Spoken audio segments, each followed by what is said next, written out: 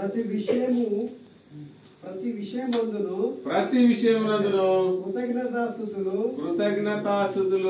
చెల్లించండి. ప్రతి విషయంలో దేవునికి కృతజ్ఞతలు చెప్పాలి. దేవునికి ఏం చెప్పాలి? థ్యాంక్స్ చెప్పాలి. ఎవరైనా ఏమైనా మెయిల్ చేస్తే థ్యాంక్ యూ బ్రదర్ అంటాం కదా, అట్లనే ప్రతి విషయంలో దేవునికి కృతజ్ఞతాస్తుతులు చెల్లించాలి. ప్రతి విషయంలో అంటే మేలు జరిగినప్పుడే కాదు, బాధ కలిగినప్పుడు కూడా. బైబిల్లో యోబు అనే ఒక భక్తుడు ఉన్నాడు. చదివిన ఎప్పుడన్నా యోబు గురించి? ఆయనకి వచ్చిన కష్టాలు మరి ఇంకెవరికి రాలేదు. అన్ని కష్టాలు, బాధలు, ఇరుకులు, ఇబ్బందులు, ఆరోగ్యం లేదు, అన్ని పోయినా కూడా ఎప్పుడు దేవుణ్ణి నాకు అన్యాయం చేసినావు, దేవాకి ఇట్లని చేసినావు అని ఎందుకు అనలే. ఎప్పుడు కూడా దేవుని ఆయన ఒక మాట కూడా అనలే.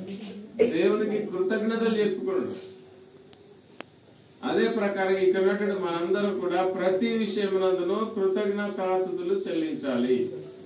ప్రతి విషయంలో అంటే మంచి జరిగినప్పుడే కాదు, ఏదైనా నష్టం జరిగినప్పుడు కూడా దేవునికి కృతజ్ఞతలు చెప్పుకోవాలి. మన కుటుంబాలలో ఎవరైనా చనిపోయినప్పుడు మనం అనుకుంటా అంటే నాకు దేవుడు అన్యాయం చేసిండు అంట. దేవుడు అన్యాయం చేస్తాడా? దేవుడు మేలే చేస్తాడు. ఎవరైనా చనిపోయినా కూడా ఒకరి జన్మదినం కంటే మరణ దినమే మేలు అంటే దేవుడు అన్యాయం చేయలేదు. అంటే ఏ పరిస్థితుల్లోనైనా సరే మనకు దేవుడు మేలే చేస్తాడు.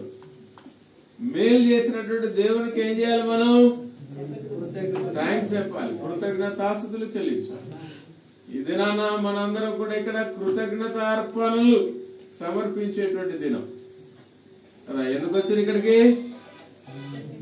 అమ్మ ఎందుకు వచ్చారు ఇక్కడికి? కృతజ్ఞతార్పణలు చెల్లించే దినం అన్నమాట. కృతజ్ఞతలు, దేవునికి కృతజ్ఞతలు. దేవుడు మేలు చేసినా చేయలేదా? దేవుడు చేసినటువంటి మేలులకు దేవునికి కృతజ్ఞతలు చెల్లించడానికి ఇక్కడికి వచ్చినాం. దేవునికి థ్యాంక్స్ చెప్పాలి.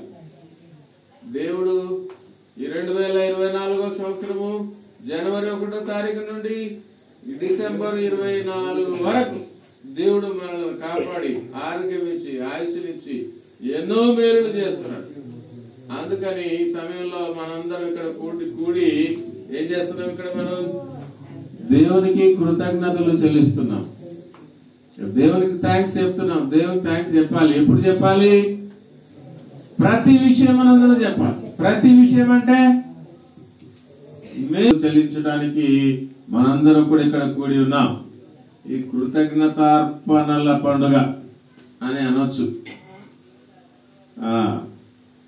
ఆయన కోతకాల పండుగ అంటే కానీ కోతకాల పండుగ గురించి నాకు తెలియదు, కానీ నేను కృతజ్ఞతార్పణల పండుగ అని అంట.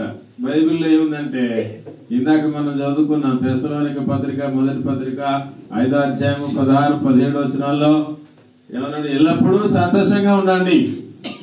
ఎందుకు ఎల్లప్పుడూ సంతోషంగా ఉండాలి? మనం క్రీస్తునందు ఉన్నాం కాబట్టి, యేసుప్రభు నమ్ముకున్నాం కాబట్టి సంతోషంగా ఉండాలి. ఇదేంటి యేసుప్రభు నమ్ముకుంటే సంతోషమా? అవును, సంతోషమే. ఎందుకు? యేసుప్రభు నమ్ముకొని విశ్వాసం ఉంచి మారు మనసు పొంది మన విశ్వాసమును ఒప్పుకొని పాప క్షమాపణ కొరకు ఎప్పుడైతే బాప్తిసం పొందుకున్నామో అప్పుడు రక్షించబడ్డాం. రక్షణ పొందినటువంటి మనము ఒకవేళ చనిపోతే పరిస్థితి ఎక్కడికి పోతాం? దేవుని దగ్గర పోతాం.